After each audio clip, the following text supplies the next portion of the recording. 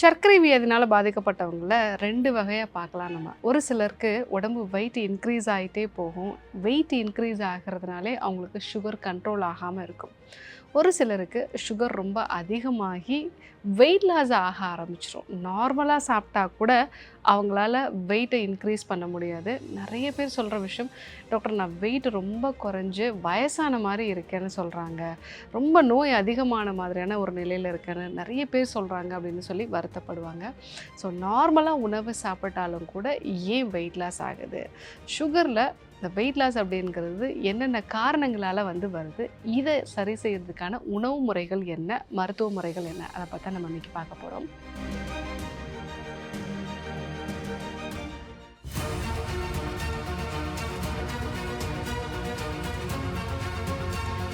Doctor Srivarma's அழகும் ஆரோக்கியமும். நேயர்கள் அனைவருக்கும் அன்பான வணக்கங்கள். நான் ஸ்ரீவர்மா மருத்துவமனையின் பெண்கள் சிறப்பு மருத்துவர் ஜெயரூபா. இந்த நாள் இனிய நாளாக அமைய என்னுடைய மனமார்ந்த வாழ்த்துக்களும் பிரார்த்தனைகளும். சுகர் லெவல்ஸ் ரொம்ப அதிகமாகும் போது நம்மளுடைய சிறுநீர் வழியாக சுகர் வெளியாகும், குளுக்கோஸ் வெளியாகும். நீங்கள் சுகர் டெஸ்ட் பண்ணி பார்க்கும் பொழுது யூரின் டெஸ்ட் பண்ணுவீங்க இல்லைங்களா? அதில் பார்த்தீங்கன்னா 1+, 2+, 3+ன்னு போடுவாங்க.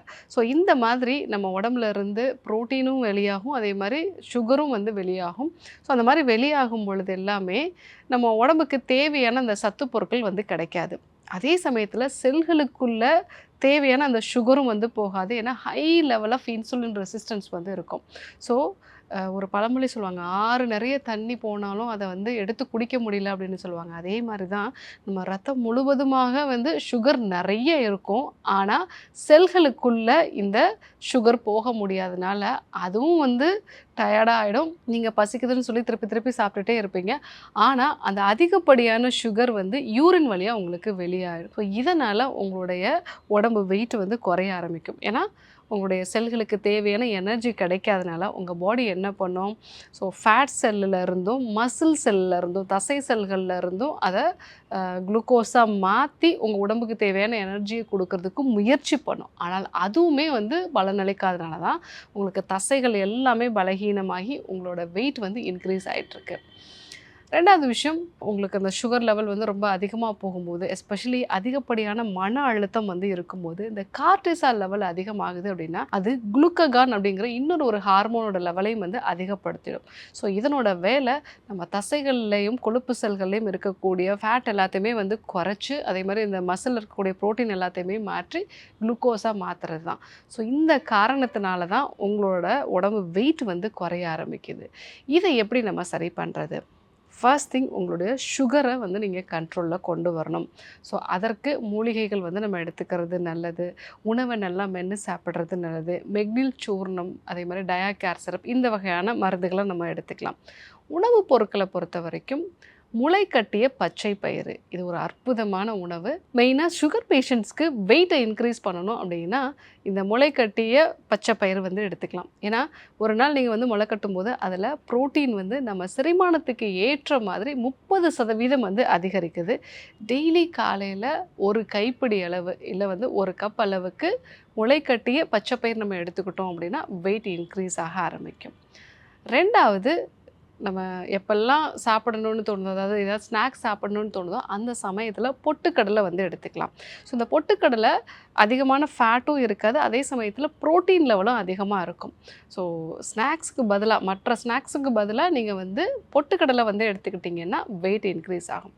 மூணாவதாக, டெய்லி ஒரு 10லேருந்து 15 பாதாம், ஒரு 5 வால்நட் நீங்கள் எடுத்துக்கிட்டிங்கன்னா ஸோ அதில் இருக்கக்கூடிய ஒமேகா 3 ஃபேட்டி ஆசிட்ஸ் இன்ஃப்ளமேஷனையும் குறைக்கும், வெயிட்டையும் இன்க்ரீஸ் பண்ணும். நாலாவதாக, நீங்கள் தயிர் இல்லைன்னா மோர் எடுத்துக்கலாம். ஸோ இந்த தயிர் அல்லது மோர் எடுத்துக்கும் போது அதுலேயும் ப்ரோட்டீன் சத்து நிறைய இருக்குது. செரிமானத்தையும் இது ஈஸியாகிறதுனால உங்களுடைய வெயிட் இன்க்ரீஸ் ஆகும்.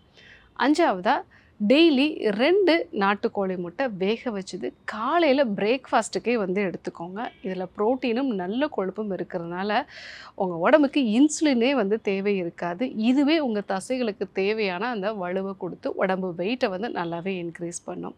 ஆறாவதாக, நீங்கள் மீன் வகைகள் நிறையா எடுத்துக்கலாம். மெயினாக ஆழ்கடலில் கிடைக்கக்கூடிய மீன் வகைகள், மத்தி மீன், சூறை மீன், காணாங்கெளுத்தி, இந்த வகையான மீன்கள் எடுத்துக்கும் போது இதில் ப்ரோட்டீன் சத்தும் அதிகமாக இருக்கும், ஒமேகா 3 ஃபேட்டி ஆசிட்ஸும் இருக்கும். இது எல்லாமே உங்கள் சுகர் லெவலையும் வந்து கண்ட்ரோல் பண்ணும். அதே சமயத்தில் தசைகளுக்கு தேவையான புரோட்டீனும் வந்து கொடுக்கறதுனால உங்களுடைய உடல் எடை வந்து அதிகரிக்க ஆரம்பிக்கும்.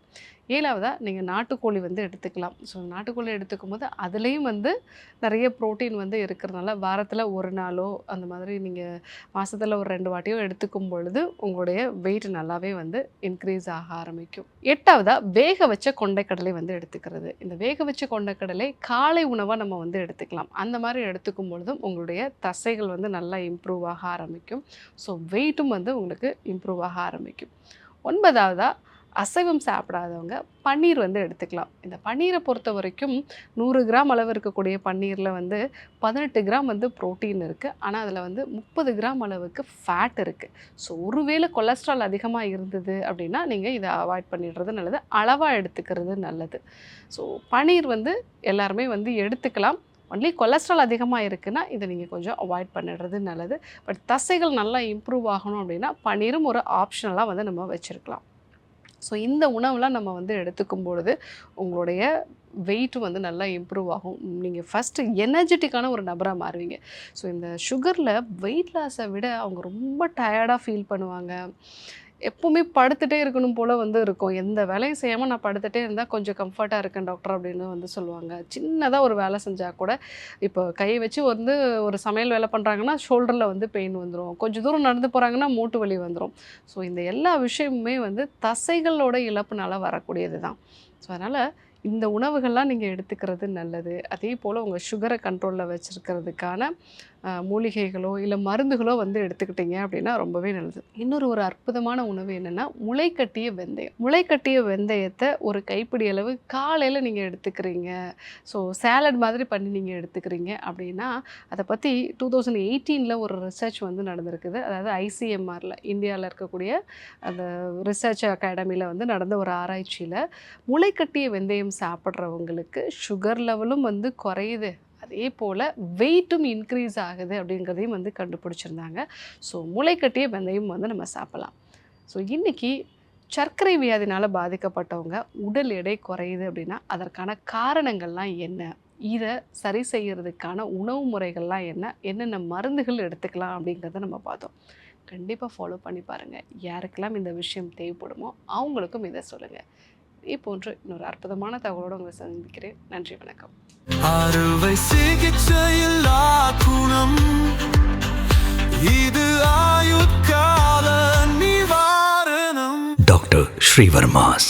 ஸ்ரீ வர்மா ஆயுர்வேதா மருத்துவமனையின் வெல்னஸ் குருஜி அவர்களை ஜூன் மாதம் 3ஆம் வாரம் 18ஆம் தேதி வியாழக்கிழமை காலை 6 மணி முதல் மாலை 6 மணி வரை மதுரையிலும், 19ஆம் தேதி வெள்ளிக்கிழமை காலை 6 மணி முதல் மாலை 6 மணி வரை மதுரையிலும், 20ஆம் தேதி சனிக்கிழமை காலை 6 மணி முதல் மாலை 6 மணி வரை திருச்சியிலும், 21ஆம் தேதி ஞாயிற்றுக்கிழமை காலை 6 மணி முதல் மாலை 6 மணி வரை திருச்சியிலும் சந்தித்து மருத்துவ ஆலோசனை மற்றும் ஆசி பெற தொடர்பு கொள்ள வேண்டிய தொலைபேசி எண்கள் 9500 946634 9500 946635.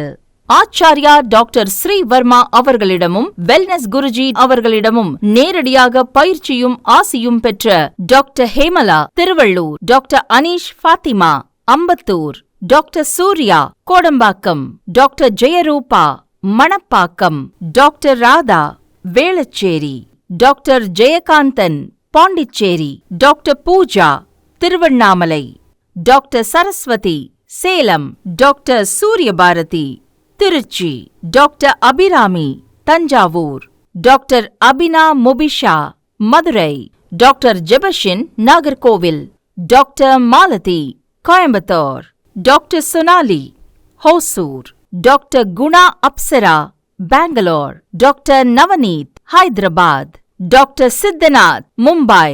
பட்டப்படிப்பு மற்றும் பட்ட மேற்படிப்பு முடித்த மருத்துவர்களை சந்தித்து சிகிச்சை பெறலாம். முதுகுவலியா மூட்டு வலியா கை கால் நீட்ட மடக்க இயலாமையா அறுவை சிகிச்சை இல்லா குணம் ஆயுட்கால நிவாரணம் டாக்டர் ஸ்ரீவர்மா PCR மகாராஜா தைலம் அனைத்து மருந்து கடைகளிலும் கிடைக்கும். அனைத்து நோய்களுக்குமான குணம் ஆரோக்கியம் தரும் மருத்துவர்கள் doctor Srivarma's. Doctor Srivarma's magic care. His wellness